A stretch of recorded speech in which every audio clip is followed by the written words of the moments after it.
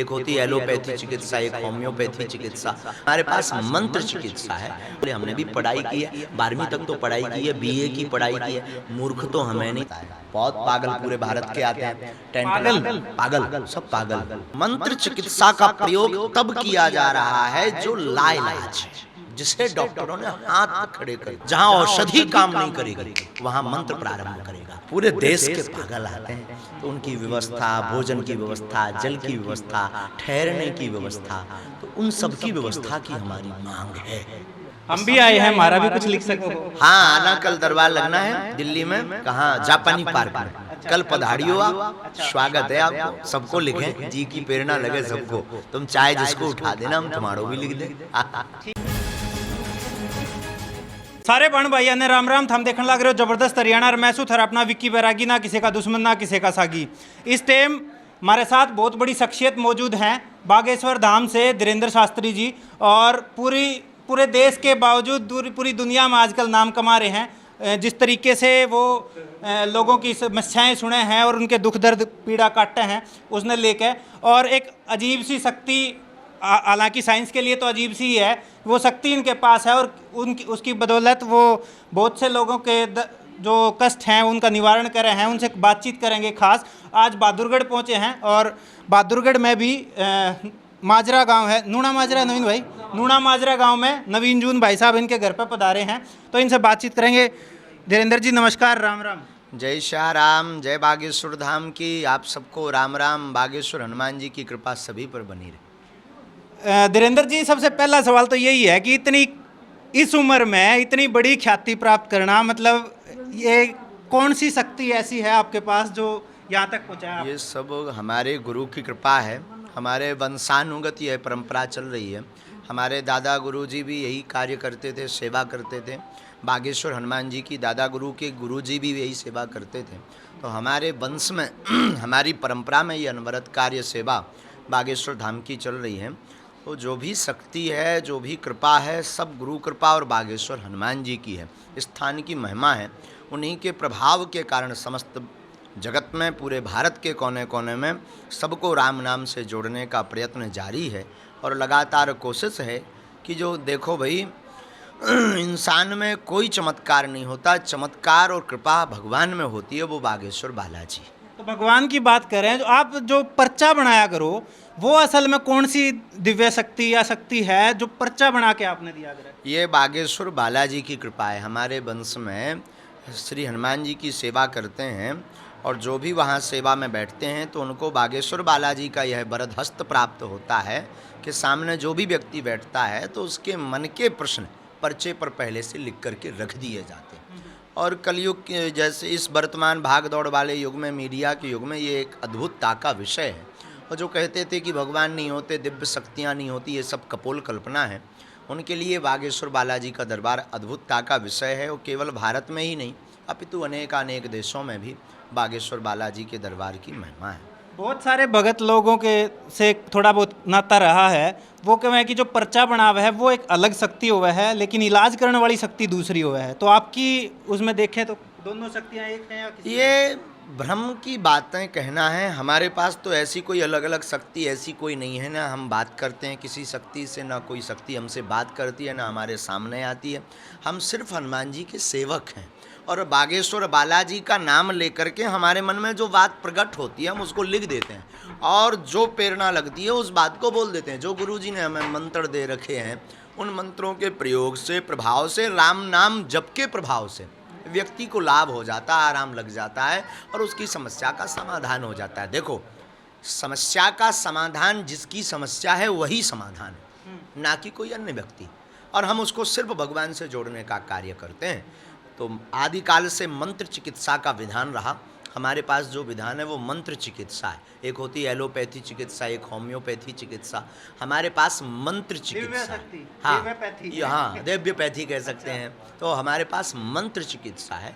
उस प्रभाव से जो भी बालाजी की प्रेरणा होती है वैसा उपाय बता दिया जाता है या प्रयोग कर दिया जाता है। तो बागेश्वर हनुमान जी के दर्शन मात्र से वहाँ से लाभ हो जाता है। पिछले लगभग 1 महीने से हमारे हरियाणा में भी एक घटना काफ़ी वायरल हो रही है। हरियाणा में एक गांव है जिसमें नीम के पेड़ में आँख निकल आई। कह रहे हैं भी माता है, माता का आशीर्वाद है, तो इस तरीके का हो सकता है पॉसिबल? आपकी क्या राय है उस पर? भारत ऋषि मुनियों का देश है और यहाँ चमत्कार आदिकाल से होते रहे। पूज्य श्री देवराहा वाले बाबा, स्वामी विवेकानंद, रामकृष्ण परमहंस, ये भूमि तीर्थों की भूमि है, महापुरुषों की भूमि है, संतों की भूमि है। चमत्कार जायज नहीं, चमत्कार के कारण ही तो भारत विश्व गुरु है। और अनेक देशों के बड़े बड़े एस्ट्रोलॉजर, बड़े बड़े फिलोसफर, जो दार्शनिक हैं, वो नतमस्तक इसी बात पे हुए कि यहाँ के संतों की महिमा और तीर्थों की महिमा और शक्तियों के प्रभाव को देख करके वो हमेशा नतमस्तक रहे। तो ये होना कोई बड़ी बात नहीं है। अनेक ऐसे रहस्य हमारे भारत में छिपे हैं जो प्रकट होते हैं, पर उसके पीछे रहस्य ये है कि अगर कोई व्यक्ति विशेष बहुत बड़ा स्वांग करे तो पाखंड है, पर भगवत कृपा कोई अगर करे, कोई पर ऐसी प्रकटता होती है तो निश्चित रूप से वो चमत्कार है, इसमें कोई संदेह नहीं। तो आज जो साइंस का युग है, साइंस के भरोसे इतने बड़े बड़े कारनामे हुए हैं, तो उस टाइम पे आप जिस तरीके से लोगों का इलाज करो हो, तो सवाल तो खड़े कर रहे हैं उस है, तो इस हिसाब से तो यही है कि आप साइंस ने नकार रहे हो, साइंस का फेलियर है वो। साइंस विज्ञान के प्रारंभ, विज्ञान का विराम जहाँ से होता है, अध्यात्म का प्रारंभ वहाँ से होता है। कई जगहों पर साइंस स्वयं फैल है। हम साइंस को नकार नहीं रहे, हम साइंस के साथ जी रहे हैं। अगर हम गाड़ी चला पे बैठ रहे हैं तो वो साइंस की है, अगर हम बात कर रहे हैं टेलीफोन पर तो वो भी साइंस का दिया है। लेकिन हम आध्यात्मिकता को भी नहीं नकार रहे, जिसे पराविज्ञान कहते हैं। ये विज्ञान है और इसको पराविज्ञान कहते हैं। पराविज्ञान को भी नहीं नकार सकते हैं, और जो हमारे अध्यात्म में है उसी का एक वर्जन विज्ञान ही तो है। आप कहो कि हमारे साइंस में टीवी है, तो हमारे ज़माने में संजय धृतराष्ट्र महाभारत का, संजय का आप चरित्र पढ़िएगा, संजय बिना देखे, बिना टीवी लगाए, बिना कोई कनेक्शन लगाए सीधा लाइव बता रहे थे।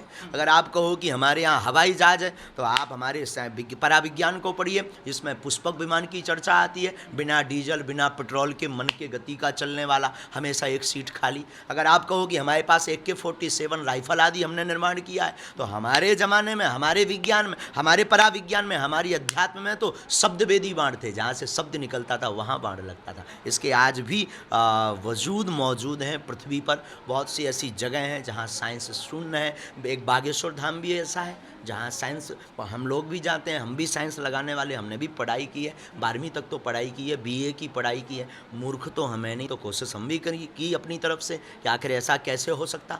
लेकिन विज्ञान के ऊपर कुछ है तो उसका नाम पराविज्ञान है, जिसे पूरे विश्व को परमात्मा चला रहा हो, उस परमात्मा। एक साइड में जब लाखों की पढ़ाई करके डॉक्टर बने हैं, विदेशों तक जाके कई लाख करोड़ों रुपए खर्चे हैं, और उस टाइम पे जब ऐसी बीमारियां जो उनके लिए चैलेंज है डॉक्टरों के लिए, आप चुटकी बजा के ठीक कर दो हो, तो इसका मतलब ये बात डॉक्टरों का काम बंद करना। बहुत सुंदर पूछी आपने, बहुत सुंदर बात पूछी। देखिए, हम बहुत हॉस्पिटल के बाहर भी दरबार लगा लें, तब भी हॉस्पिटल की बीमारियां कम होने वाली नहीं। आप हमारी भाषा समझ रहे हैं? मंत्र चिकित्सा का प्रयोग तब किया जा रहा है जो लाइलाज है, जिसे डॉक्टरों ने हाथ खड़े कर दिए। हम कभी डॉक्टर को नहीं नकारते, दवाइयों को नहीं नकारते, ना हमारे कभी भगवान ने नकारा है, हमारी रामचरितमानस ने भी नहीं नकारा। आप पूछोगे इसका जवाब क्या है, तो रामायण में लक्ष्मण जी को लक्ष्मण शक्ति लगी तो संजीवनी बूटी लेने के लिए हनुमान जी गए। जिन हनुमान जी के नाम से हम रोग ठीक करते हैं, वो हनुमान जी के हाथ फेर करके ठीक नहीं कर सकते थे, मंत्र लगा करके लक्ष्मण जी को ठीक नहीं कर सकते थे। उस लीला के पीछे रहस्य यही था कि लोग औषधि को भी ना भूलें। तो हम दोनों का प्रयोग करते हैं। हम एक तरफा कभी नहीं बोलते हैं कि हम सभी बीमारियां मंत्र से ठीक कर दें। दोनों की आवश्यकता। हाँ, जहाँ औषधि काम नहीं करेगी वहाँ मंत्र प्रारंभ करेगा। औषधि जहाँ देर से काम करेगी वहाँ दुआ की कृपा से, मंत्र की कृपा से जल्दी इम्प्रूव होने लगेगा, जल्दी आराम लगने लगेगा। हम एक पक्षीय बात कभी नहीं करते हैं, और अगर कोई ये एक पक्षीय बात कर रहा है तो ये उसका निज मत है। एक तरफ आप कहते हो कि आपको पैसे का लोभ लालच नहीं है, मोह माया नहीं है। एक तरफ आप आजकल देखें कि हिंदुस्तान के सबसे महंगे कथावाचक भी हैं। खुद आपने कहा है ये एक वीडियो में। तो ये दोनों बहुत सुंदर प्रश्न किया है। अच्छा है, आप बहुत अच्छा किया। ये हमारे कहने का तात्पर्य ये था कि आप लोगों को हम सच यह बताएं कि हम दक्षिणा लेते नहीं हैं, लेकिन व्यवस्था में बहुत लग जाता है। बहुत पागल पूरे भारत के आते हैं, पागल सब पागल, बागेश्वर धाम के पागल का मतलब जो प्रभु को पाकर के गल गए, अच्छा, वो पागल। अच्छा, जो प्रभु में लग गए पागल का उल्टा होता है लगपा, जो प्रभु में लग गए वो पागल। तो पूरे देश के पागल आते हैं, तो उनकी व्यवस्था, भोजन की व्यवस्था, जल की व्यवस्था, ठहरने की व्यवस्था, तो उन सब की व्यवस्था की हमारी मांग है। और वो मांग अगर गलत है तो हम महंगे कथा व्यास हैं, तो अगर मांग गलत नहीं है तो हम बहुत सस्ते कथा व्यास हैं। और दूसरी तरफ रही बात धन संपत्ति की, जीविकापार्जन के लिए हमारे बच्चे हमें खूब दे देते हैं। बाकी संपत्ति महत्वपूर्ण नहीं है, विपत्ति बहुत महत्वपूर्ण है, और हम विपत्ति लेने आते हैं। तो जो पर्चा बनाने वाली शक्ति है वो आपके साथ वहीं मौजूद रहे या हर जहाँ भी कहीं जाओ वहाँ? देखो, दरबार के विधान है, हमारे साथ कोई शक्ति नहीं रहती है, एक वो नियम है, परंपरा है, गद्दी लगती है, गद्दी पर हम बैठते हैं, और जैसे ही गद्दी पर बैठते हैं ध्यान करते हैं कि बालाजी इसको समाधान देना है, ये आया है, इसके बारे में बताओ, तो वो पर्चे पर लिखवा देते हैं, हम राम का नाम लेकर के लिख देते हैं, और ईश्वर की कृपा से वो सत्य निकलता है। हम भी आए हैं, हमारा भी कुछ लिख सको हो? हाँ, आना, कल दरबार लगना है दिल्ली में, कहाँ, जापानी पार्क में। अच्छा। कल पधारियो आप। अच्छा। स्वागत है आपको। सबको लिखें, जी की प्रेरणा लगे सबको। तुम चाहे जिसको उठा देना, हम तुम्हारो भी लिख दें। ठीक है, कल मिलते हैं आपसे वहाँ। सुस्वागतम। धन्यवाद बहुत बहुत। तो ये थे हमारे साथ धीरेन्द्र शास्त्री जी बागेश्वर धाम से, और काफ़ी बड़ा नाम आज के दिन पूरे देश में है, और जिस तरीके से इनके दरबारों में लोगों की भीड़ लगे है और लोग इलाज करवाने पहुँचे हैं, वो असल में साइंस और डॉक्टरों को तो चुनौती दे ही रहा है, और अपने आप में एक चर्चा का विषय है। और देखना अब यो है कि कल ये अपना दरबार जो लगा रहे हैं, कथा पाठ जो जापानी पार्क रोहिणी में है, वहाँ पहुँचेंगे और वहाँ के लोगों के जो कष्ट निवारण करेंगे, वहाँ पे कितना कुछ लोग इनसे संतुष्ट होकर जाएंगे, क्या कुछ माहौल रहेगा। देखते रहिए ज़बरदस्त हरियाणा। इस वीडियो ने लाइक शेयर कर दियो, यूट्यूब पर सब्सक्राइब कर लियो, फेसबुक पेज फॉलो कर लियो। कैमरे के पीछे मानसू, राम राम।